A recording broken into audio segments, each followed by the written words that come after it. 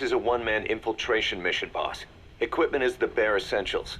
Anything else will be OSP. The target location is a prison camp on a U.S. military base. Those Marines have the place locked down tight. Your only backup will be one extraction chopper. We can't send anything else. You won't need to. Again, this is infiltrate, a sneaking mission. Your #1 priority is remaining undetected. Use discretion before engaging any guards you encounter. Be mindful of their sensory perceptions: sight, sound, smell, and pain. Fortunately, these atmospheric conditions will continue until dawn. That should provide you with some cover. At least the weather's on my side. Your mission objective is to rescue Chico and Paz. According to Chico, recon from the intel unit supports this, so it's safe to assume that's where they are. Once you've gotten them to the RV, call in the extraction chopper. I'll monitor the situation and offer guidance from here, but you'll be the one in the field. How you handle this mission is entirely up to you, boss. Snake, yesterday we received official communication from the IAEA.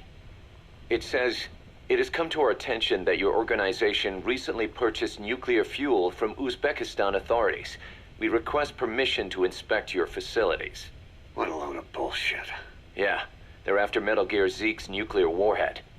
I'm betting this is payback from Cypher after Paz's leak. Using the UN. There's no telling how much influence they have. But the IAEA can only do inspections in countries that are party to the NPT. And we're not a country. Exactly. We haven't signed a safeguards agreement with the IAEA over peaceful nuclear use, and we're not obligated to report any nuclear material we have, nor information about any nuclear facilities. The IAEA has no authority to inspect us. But despite all that... That nuke's our last line of defense. We don't want to announce we have it until the world is preparing to wipe us off the map. Until then, we let everyone think we're just a private army with conventional firepower. What's Huey's take? That the problem's how to hide the nuke in Metal Gear. But I gotta tell you, he was all for it. I see. But there's no way we can have the IAEA poking around here. So what do we do? Ignore them? Send them an official letter of refusal. Say that we're a private organization and we've done nothing to attract this suspicion. You got it. We finished Zeke's waterproofing reinforcement yesterday. The day after tomorrow, we'll be done installing the main depth control tank, the compressed air tank, and the attitude control propeller pod. Huey. If the underwater test goes well, next week we'll try the 300-foot seabed depth. Drop the act, Huey. How did we end up agreeing to the nuclear inspection? Because after you sent that letter, I told them. After careful reconsideration, we agree to your request. And frankly, we should be inspected. This is our chance. If they come and go without discovering the nuke, we can tell the world we're clean. Of course, it's risky, and we'll have to make sure everything's perfect, but it'll be worth it. Huey, can they do an inspection without going through the Board of Governors? We contacted the IAEA's admin branch, and they said there's no record of us being brought up at any of the board's meetings. I'd say probably a preliminary inspection to determine whether we should be referred to the board. So it's bound to be a small inspection team, and they won't be here that long. Don't worry, leave everything to me. Has the media gotten wind of this? Yeah, 2 major Western networks want to do stories on us. I planned on saying yes. What? You want to broadcast this place to the world? That's why I agreed to the inspection. This is a golden opportunity. We can use the media to prove to the world we don't have a nuke. Besides, even if we said no, it would just be delaying the inevitable.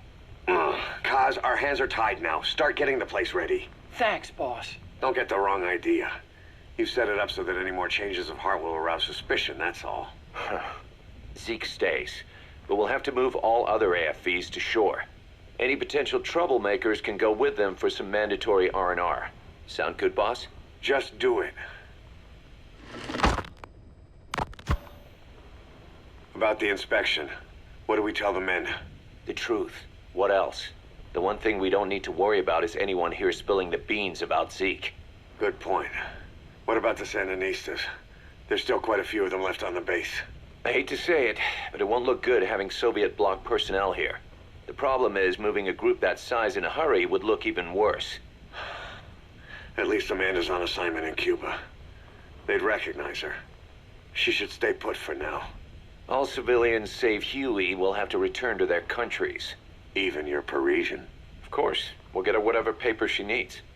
Dr. Strangelove's departure came at a perfect time. The less Zeke-related staff here, the better. Wait, she left? That's right. You were away on a mission. She left last week. There's nothing cooking in AI weapons research, and Zeke is complete. There was really no reason for her to hang around. I'm surprised Huey let her go that easy. Yeah, his crush on Strangelove was never much of a secret, huh? He followed her everywhere while Zeke was in development. Boy, would she get pissed. But he does have a lot on his mind right now. I've got bigger issues to deal with. That's what he said. That's the spirit, Huey. 10 days ago, we got reports that Paz was still alive. She survived. She was rescued by Belizean fishermen who found her drifting in the Caribbean. So what's the plan? Silence her before we're compromised? No. I've got something else in mind. Our friends at Cypher suspect Paz could be a double agent. She's being held for interrogation at a camp on the southern tip of Cuba. Black site. Nice. A slice of American pie on communist soil, and out of U.S. legal jurisdiction. The upcoming inspection of Mother Base has to be connected somehow. The timing's too perfect. The UN's nuclear inspection. My guess is they're trying to corroborate Paz's leak. We're an army without a nation. Word of our capabilities gets out, and we'll have the whole world out to shut us down. Having an American private intelligence agency involved's bad news. Cypher's the ones who sent Paz to us in the first place. She knows their true nature. Right. Paz is our only link to Cypher. If she's still alive, we need her on our side. If not us, who else is gonna rescue that bitch? When do we do it? The inspection comes first. We'll deal with us afterwards. Do the men know? Word has started to spread. The information came from Cuba through Amanda. One of the base personnel used to belong to El Frente. I'll tell everyone we don't concern ourselves with the survival of enemy spies. We need them focused on the inspection. And if we get her back here and she isn't cooperative, there's still plenty of room for her in the ocean. Works for me. What about Chico? He had a chance to stop Paz from hijacking Zeke and he blew it. He's carried that guilt ever since. Kid really did care about her. Chico, it's hard to say how he'll react. Have Amanda call him out to Cuba. He shouldn't be here right now. Good idea. They haven't seen each other in a while. Little time with Big Sis and he'll forget all about you-know-who.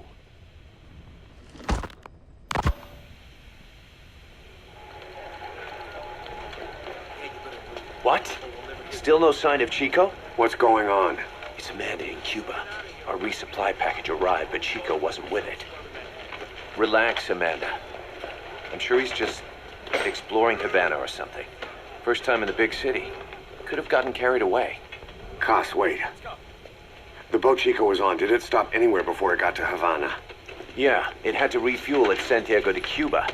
You don't think... Oh, shit. You gotta be kidding me. He does this now? It's 60 miles from Santiago to the prison camp.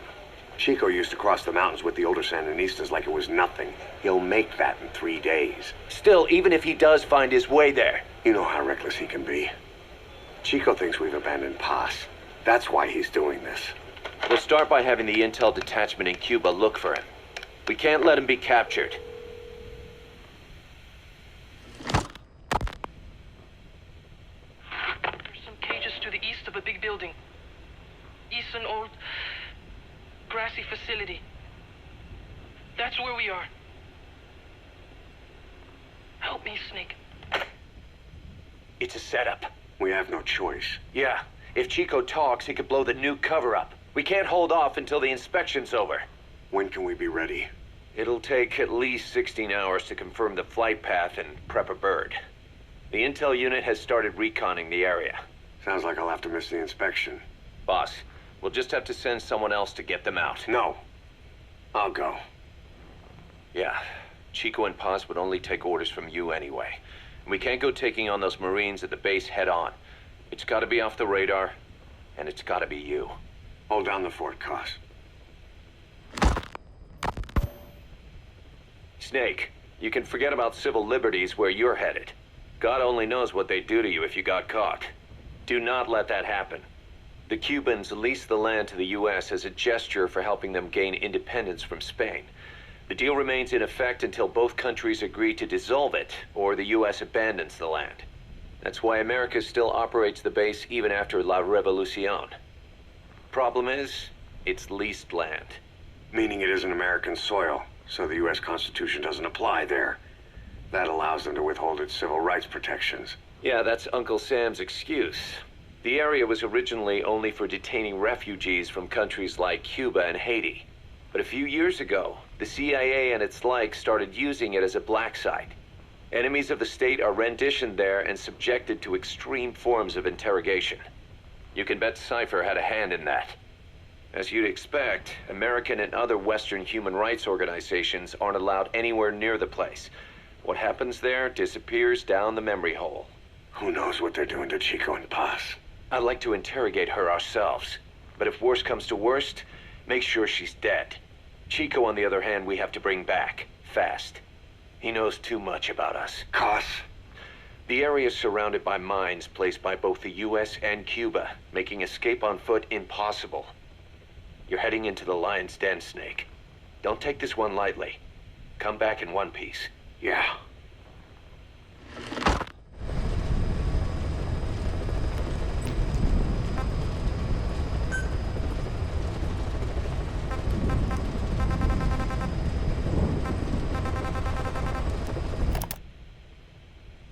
I heard about Paz's tapes. Yeah. Why do you think she'd leave him behind? And that diary? Whatever it was, her commitment was wavering. That much is clear. So she was leaving clues to help us. No way to know for sure. And the ocean's not giving her back. November 4th, 1974. At the outskirts of Barranquilla, Colombia. Contact with Big Boss successful. Zadornov posed as my professor, but Big Boss took one look and knew he was KGB. However, he does not seem to suspect me. To him, I am just a peace-loving student, and another victim of the CIA. We asked him to drive the CIA out of Costa Rica. To him, this means betraying his country. His forces are smaller than anticipated. They drift from place to place with nowhere to call home. That provided us an opportunity, so we seized it. Zadornov offered them a plant off the Costa Rican coast to use as a base. As expected, Miller jumped at the chance. Although initially reluctant, Big Boss came around when Zadornov played him the tape. All because the voice on it sounded like his mentor, the boss. Naked Snake, the man who once saved the world from the brink of nuclear war. Awarded the title of Big Boss for his service. He later became a mercenary, abandoning both his title and his country. To him, that honor was steeped in the blood of the boss, the mentor he was forced to eliminate. Exceptionally charismatic, he possesses unparalleled combat and intelligence-gathering abilities. His only discernible weakness is her. This operation hinges on how effectively we can exploit that.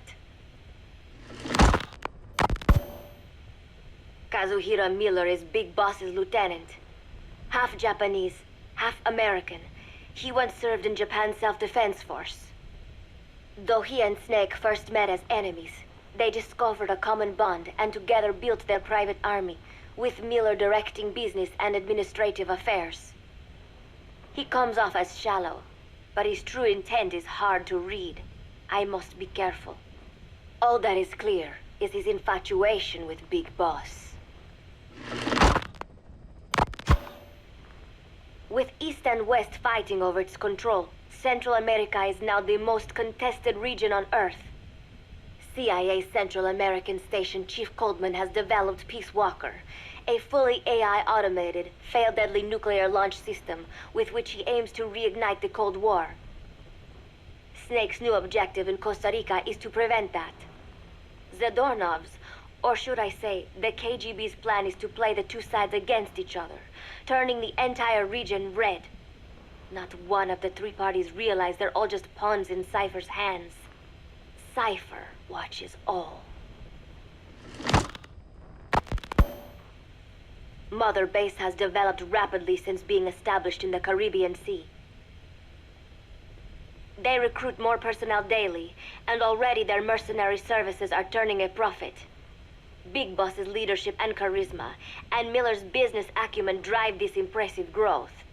Furthermore, joining forces with a faction of the FSLN has expanded their power even more. They have even commenced their own weapons development program. All is proceeding according to Cypher's will. I could not be more pleased. Snake's pursuit of Peace Walker led him to an AI modeled after the boss's thought patterns. It was incomplete, but, somewhat ironically, making contact with Snake was the necessary finishing touch. Meanwhile, the scientist behind Peace Walker's locomotive control, Huey, defected to Snake's army. His presence has greatly accelerated weapons development at Mother Base. I failed to anticipate Coldman's madness, but nuclear war was averted. However, this was only after the boss AI on board Peace Walker sank itself to the bottom of the lake in what could be likened to suicide. The boss laid down her gun, choosing to sing for peace instead, and Snake, himself a gun, parted ways with her. In doing so, he reclaimed the title he once abandoned. He is Big Boss. Zadornov has been detained. Since this leaves my cover identity without a guardian, the Mother Base staff has taken me in. I am now better placed than ever to monitor their internal affairs. Everything continues to unfold according to plan. The developer of the boss AI, Dr. Strangelove, has also come to Mother Base. With her and Huey's expertise, they can now develop a weapon capable of matching Peace Walker. Development on the bipedal weapon is now complete. They call it Metal Gear Zeke. It stands there like some sort of mystical guardian. The soldiers gaze on it with pride and reverence. Big Boss has elected to arm it with a nuclear weapon. As an army without a nation, they seem to feel the need for a deterrent against whatever the world might pit against them. It is a dangerous gambit. Why do such a thing? Their nuclear strategy differs from the Americans and the Soviet Union. The superpowers deter attack by revealing their nuclear arsenals to one another. Snake and his men know that if they were to go public with this, the whole world would unite against them. Business would dry up overnight. So they do not plan on revealing the nuke until necessary. This ace-in-the-hole approach is their idea of a nuclear strategy. Wielding a deterrent, all the while unable to reveal its existence. I wonder if Snake sees how vulnerable this makes them. Yes. Hijack Zeke? Yes, I did indicate that to be our leverage.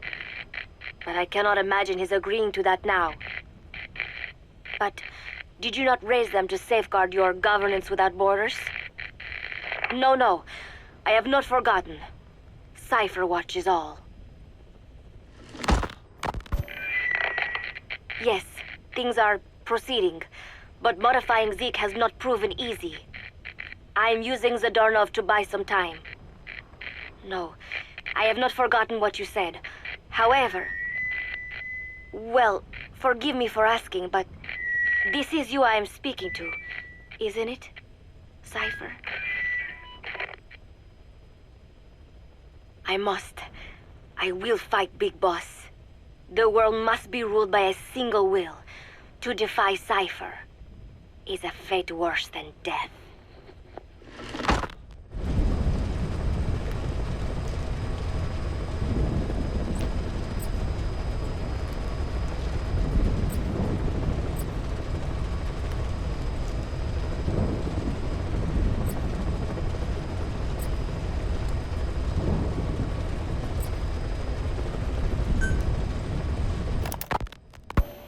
As of today, I will be living here at Mother Base. Now my real trial begins. Zadornov was paying my room, board and tuition, but he has since been captured. I told the man that with no more money from the KGB, I could no longer afford school. He bought my story, and when I said I would be willing to work, he took pity on me and let me stay. For some reason, Miller really pled my case. That was helpful, but the man is still a fool. His men are no better. They think their training makes them strong, but that kind of strength is nothing in the face of true power. And better yet, they wait on me hand and foot, believing I am just a schoolgirl. Looks like I won't be working too hard after all. Just today, while scouting out the living quarters, I saw a group of them in the corner of the deck making a fuss. Going over for a look, I saw they were feeding a kitten. A bunch of grown hard men, and they're the ones acting like schoolgirls. Look, isn't he cute? What is wrong with them? Disgusted, I just nodded and smiled. I must stay in character after all. I indulged their chit-chat for a few moments. Then one of them asked me to give the thing a name. They had just taken it from its mother. I named it Nuke. I improvised some nonsense about how our compassion for living things can help prevent wars. The men gave me a little fish. I held it out in my palm and the kitten happily ate it up. What a pathetic, feeble creature. It sickens me. Today, Chico invited me to go fishing with the soldiers. I suppose finding one's own food does have its merit, but I prefer not to be involved in such a degrading task. And their prattling on about fishing being fun is nonsense. I'm not here to find playmates. Nevertheless, distasteful as it was, I went along in order to maintain my cover. Chico thrust a fishing pole into my hands, and we went up onto the deck where several soldiers had gathered. They welcomed us warmly. With so few women aboard Mother Base, I'm treated like a princess. No one suspects I am neither a teenager nor a student. It was nice and sunny, with a gentle breeze and waves. As I cast my line and waited for a bite, the soldiers began to ask me all sorts of questions. As always, I answered according to our predefined scenario, feigning a smile. As I sat there feeding them lies, the fish began to bite, and the soldiers began to focus on their prey. Chico had his bait stolen by a fish, and got so angry that he stood up and nearly fell into the sea. Everybody laughed. It almost made me want to join in too. At some point, I got a bite myself. The instant after I felt that first gentle tug, the fish yanked the line with astonishing strength, and I let out a cry of surprise. I thought he was going to be huge. It was my first time fishing, and I was a bit flustered, so the soldier beside me helped by supporting the pole from behind. "Reel it in," they shouted. I nodded, turning the handle as fast as I could. I wondered what kind of fish lived below the surface, and thought back to the deep sea dives I had to do as part of training. Those were difficult days, but I remember finding the multicolored fish gliding through the water incredibly soothing. After a hard fight, I pulled it up. To my surprise, it wasn't even half a vara, rather anticlimactic.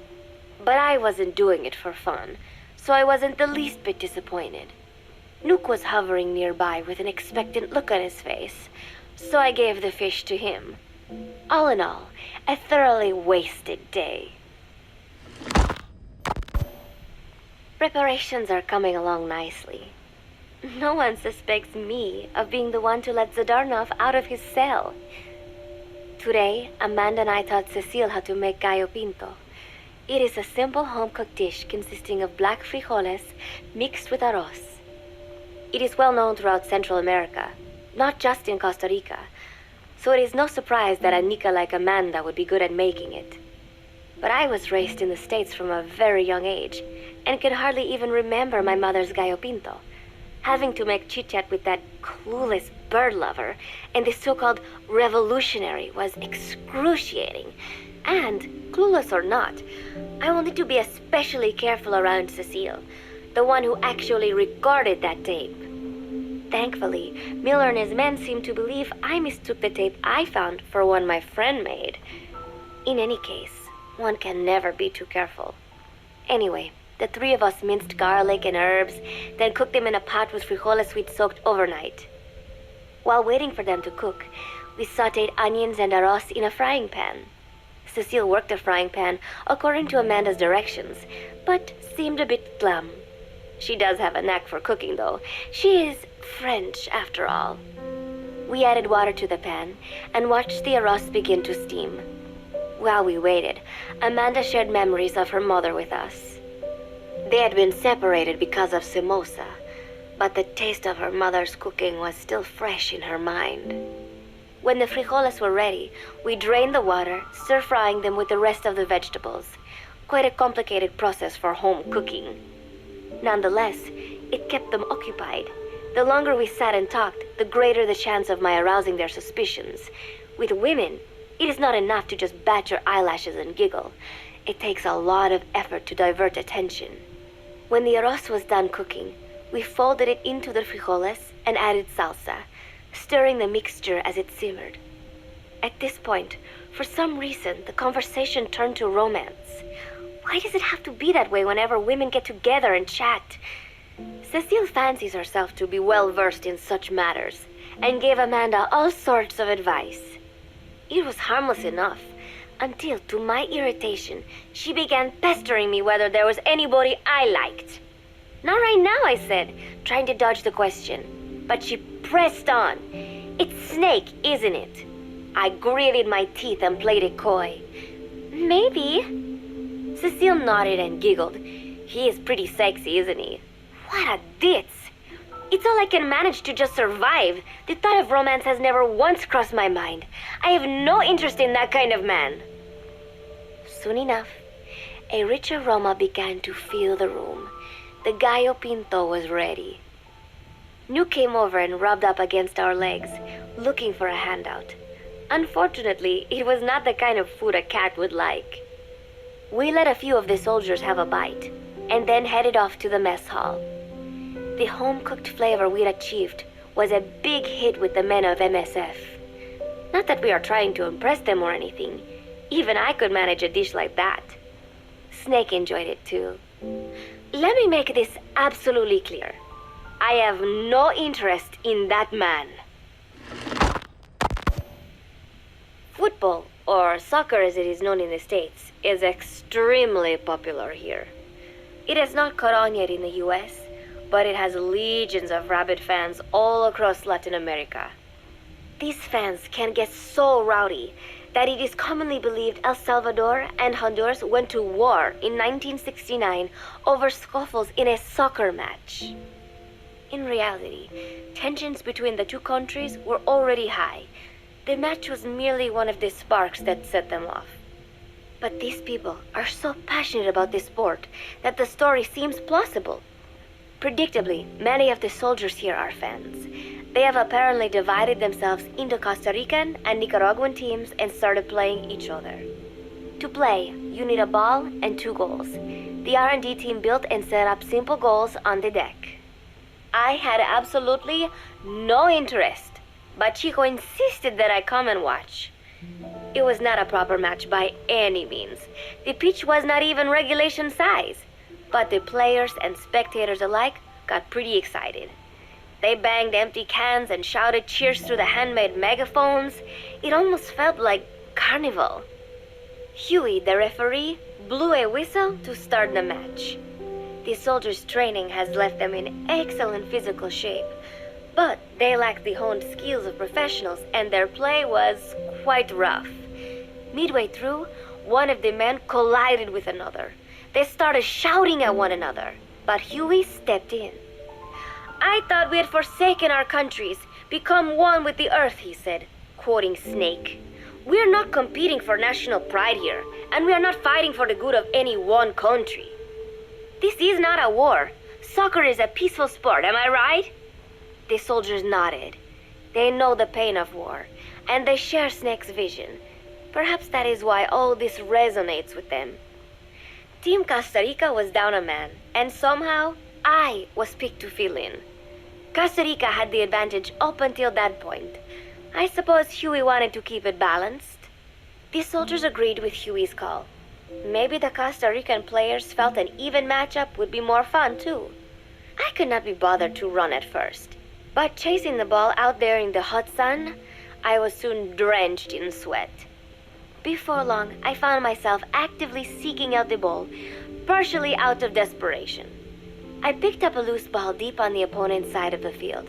Even though he's Nicaraguan, Chico cheered me on, yelling, "Go for it, shoot!" I launched the ball as hard as I could, only to have it blocked by the keeper.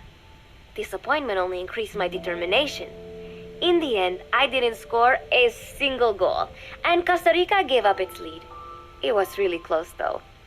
We congratulated each other on a good match and sprawled out in the shade on the deck, exhausted. The ocean breeze felt so nice on my sun-soaked body. Nuke came over. It is one of his favorite spots, and stretched out next to me.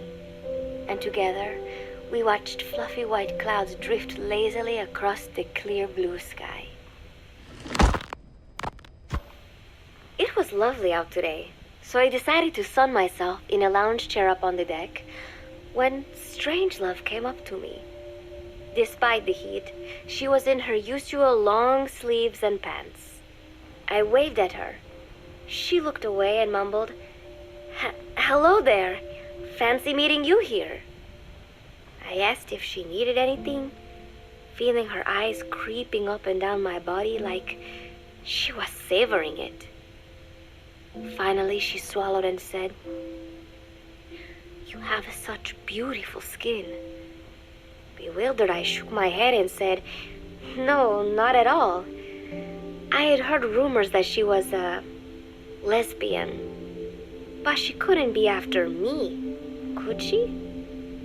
She continued to stare and said, "No, it is beautiful, but you must not let yourself get so tanned." And then she took my hand in hers. "What is wrong with a little sun?" I asked, trying to cut the conversation short. But she shook her head violently. "No, you mustn't. A young lady should take better care of her skin." She was acting strangely now, as if aroused. She lectured me on the perils of tanning, how it ages skin, causing wrinkles and spots, and in the worst cases, even skin cancer. I knew already that tanning could cause spots, but I thought only pale-skinned Anglo-Saxons had to deal with that. Having a scientist tell me it causes aging, though, that spooked me a little. If I am to keep playing the teenager, I will have to start paying more attention to my skin. Sensing my anxiety, she took a small tube from her pocket. She said it was the sunscreen she always used. She told me to keep it. I didn't know what to say. I was more than happy to take it, but exactly what were her intentions? Was she merely being nice? Or is she really into me? Either way, there was no reason to refuse, I suppose. I have undergone training. An out-of-shape woman does not pose any real threat to me. Having power means not being afraid. It is the same on a global scale. A country with nukes can dictate terms to a country without them. I thanked her and took the tube. Then she offered to put some on for me. She squirted some lotion onto her fingers and began rubbing it into my chest. It happened so suddenly, and I was so taken aback that I did not even think to protest.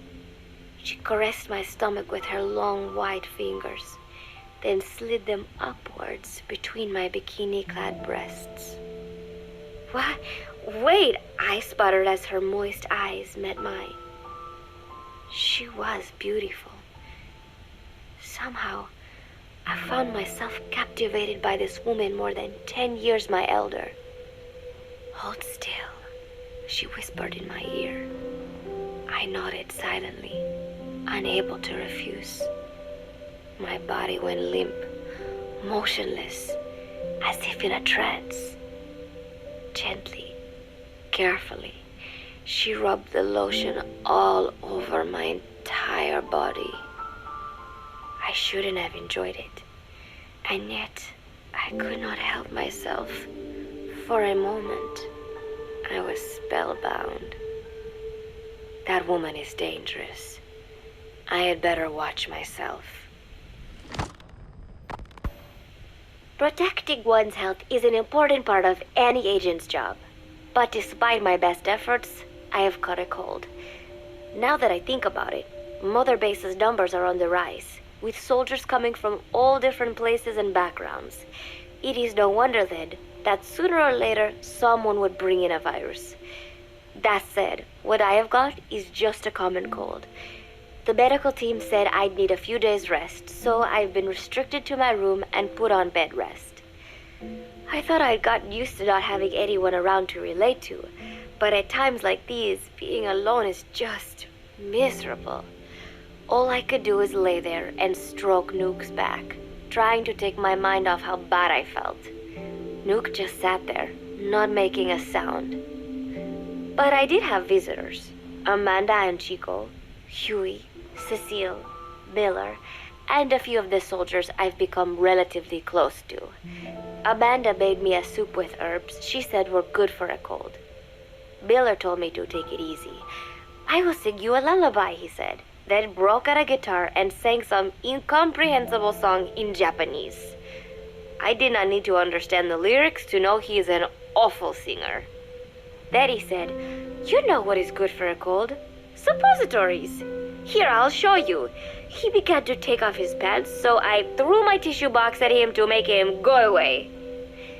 Then Strangelove showed up, saying she had some miracle Indian cure. "It has got eucalyptus extract," she said. "It works best if you rub it into your chest." And then she tried to take off my nightshirt. I whacked her with my pillow, and I got rid of her. Chico brought me a little flower in a cup. It had been growing in a little bit of earth that probably found its way on board stuck to something else. "I found this on the deck. Here, you can have it." He tried to act nonchalant, but I am pretty sure he's got a crush on me. None of them understand. If they thought these little visits would cheer me up, they were wrong. Tonight, Snake himself came to my room. Like the rest, he believes I am just a schoolgirl and treats me as such. "Why did you abandon your country?" I asked him. "Why create the MSF?" Of course, I knew the answers already, but I wanted to hear it from him. As I had imagined, he was not exactly forthcoming. All he would say is that his country abandoned him because all he could do was fight, and that is why he needed the MSF, because that is all he is any good for. Then he said, "Fighting is the only thing I understand, but that does not mean I have got a grudge against those who believe in peace. I am not one of them, and I do not believe in peace. Conflict is in man's nature. We fight our enemies in order to survive.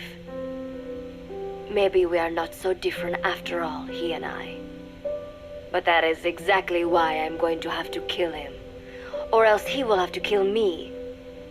When I stop and think about this wretched existence, being killed by a man like that suddenly does not seem like such a bad thing." Every month, Mother Base throws a party for all the soldiers whose birthdays fall in that month. There is something strange about a military organization having parties. Really though, it is just an excuse to drink and make noise. It is not easy to get alcohol on a fortress in the middle of the ocean. Most days they are training from dawn till dusk. They do not have time for things like drinking. That is why Snake and Miller came up with the idea to give everyone a chance to let loose. Obviously, a bunch of bores like that are not going to bother with blowing out candles on a cake. Rather, they sit there in a cloud of cigarette smoke, drink beer, eat meat, tell tasteless jokes, and swap crude insults about one another's hometowns. But it hardly ever breaks out into something serious. They talk up a storm, but they're just having fun. It is funny. You have got members of FSLN rubbing shoulders with the UCLAs, people who once would have considered the other mortal enemies. I wonder if that is what makes Big Boss so popular. In leaving their countries behind, they leave their hatred for other countries too. Miller seemed a little protective of me. Hope they're not being too crude, he said. But soon enough, he too was drunk. He yelled, "Come here and take a look at the real Kazuhira Miller," then dropped his pants and mooned everybody. The other soldiers burst out laughing. I have never seen such a crude, ridiculous party before. And yet, all these people, laughing and acting the fool. Is this what they call peace? For some reason, I began to think about all that has happened since I came here. Fishing with Chico, cooking with Amanda and Cecile, playing soccer, having visitors when I caught a cold. When I stop and think about it, my time here has been the most peaceful of my life. But that is about to end. I cannot imagine he will be willing to negotiate. It seems I am to fight the legendary Big Boss. I do not know if I'll be able to beat him. But if I have to choose between death and defying Cypher, I will gladly choose death. The thought of dying does not scare me. But if I disobey my orders, the fear and despair awaiting me will be far worse than anything I can imagine. It was Cypher who took me in as an orphan, gave me food and a place to live.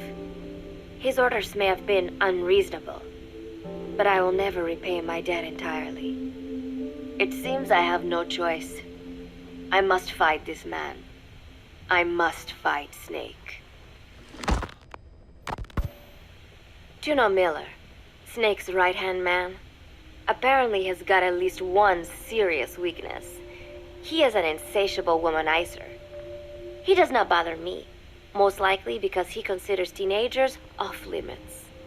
But he has hit on every single one of the few female soldiers here at Mother Base. They ought to be telling him where to stick it, but end up falling for it so easily. I think some of it stems from the fact that he is actually not that bad looking. Anyway, today, that nasty habit got him in trouble.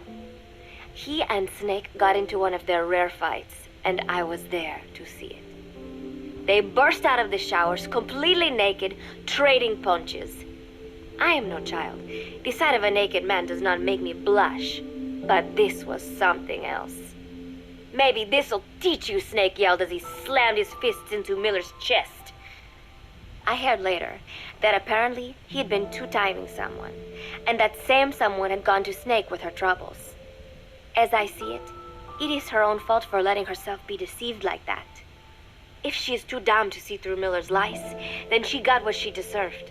But this was not the first time it had happened, or the second, and Snake read Miller the riot act. Miller argued back, and what began as a shouting match turned into a fist fight. "You son of a bitch," Miller yelled as he swung. "Not bad," said Snake, smiling, "but not good enough." And then he was back on the offensive. They had already been at it pretty hard in the showers, and their bodies were covered with bruises. Both of these men had been trained for war, their bodies deadly weapons. They were each bleeding from a dozen places. All this from a fist fight. Even so, it was far less gruesome than if they had given it their all. It was obvious that one of them would be dead were they fighting for real. Miller took another swing, yelling, "Try this then!" Snake parried, then responded in kind, but I could tell he was not aiming for anything vital. "You are one tough bastard, boss," Miller muttered. A smile crept across his face as he caught his breath. And then they went right on fighting. Blood and sweat flew off their glistening bodies. It was combat without hatred or hostile intent. I had never seen violence like this before. And yet, it was more than just a friendly tussle. They were utilizing every technique they knew. It was not a sporting match. They were not playing by the rules. How could they keep this up? At last, the two men tired themselves out, and the bizarre scene came to an end. They looked at each other's battered bodies, and then burst out laughing, embracing and congratulating each other on a good fight. It all seemed so idiotic. I still cannot fathom such behavior. But somehow, I got the sense that for all his womanizing, Miller really only trusted one person, and that was Snake.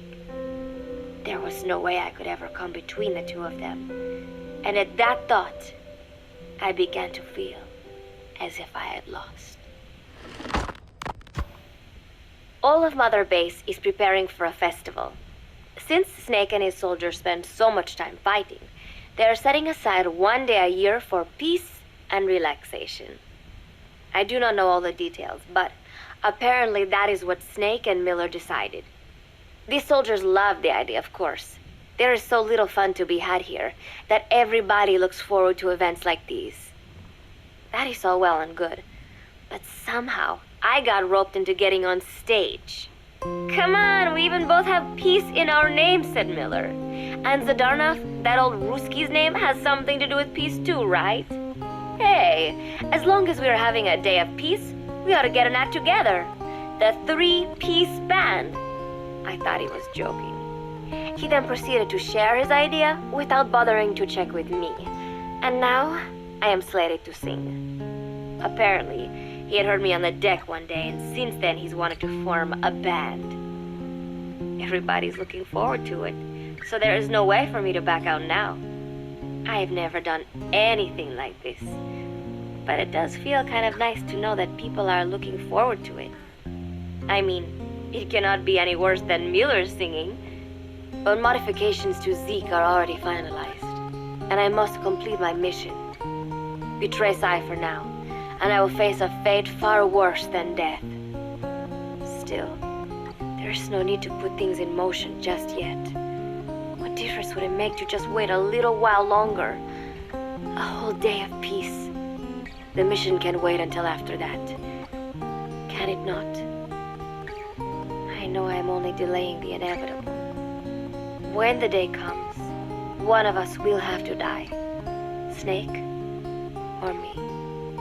But still, if I could just come up with some way to stall Cypher, at least until our day of peace.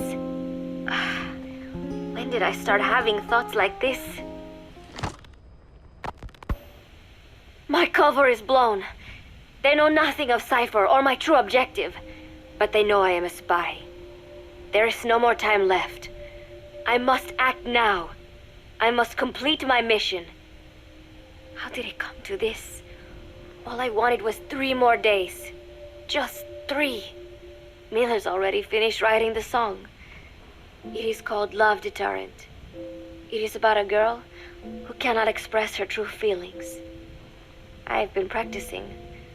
I am no pro, but I was pretty sure I would do a decent job. And now this. Cypher found out that Zeke was complete. He must have someone inside Mother Base besides me, spinning his tightly wound web of control, leaving no room for individual will. Typical. When they found out Zeke was complete, I was ordered to execute the operation immediately. If I was going to enjoy just one day of peace, I had to ensure the plan could not move forward. I tried to sabotage Zeke. I thought by damaging the drive system, they would have no choice but to delay their plans. I waited until midnight, and then snuck into the hangar. There would be trouble if it looked like sabotage. I selected one of the drive system's load-bearing parts and carefully worked to warp its shape. The leg's drive system requires a high degree of precision to operate. Even the smallest deviation would have done it. Then, Chico walked in. Maybe it was one of those nights where he could not sleep. In any case, he saw me, panicked, and took off running. It would have been easy to kill him, but I could not. I know he likes me. It is not as if I would ever have an interest in a child like him, but I could not pull the trigger. Not at him, not in the back. Will he tell them? Or is there a chance he will keep it a secret? Protect me? No. He knows now. Knows I am not who he thought I was. He ran without even questioning what I was doing. There is no chance he does not know. And soon, all I have built here will end. And if Cypher has another agent among them, if he finds out I tried to sabotage Zeke, this place will no longer be my heaven. Then it is settled. I make my move now. Chico walked in before my sabotage was complete, so Zeke should still be operational. It might not run at full speed or power, but I do not have time to fix that. Without Zeke, I do not have a chance in hell of winning. I must act fast before Chico sounds the alarm. I knew it would come to this. I just did not think it would be so soon. It is time, Zeke. Metal Gear Zeke. Activate.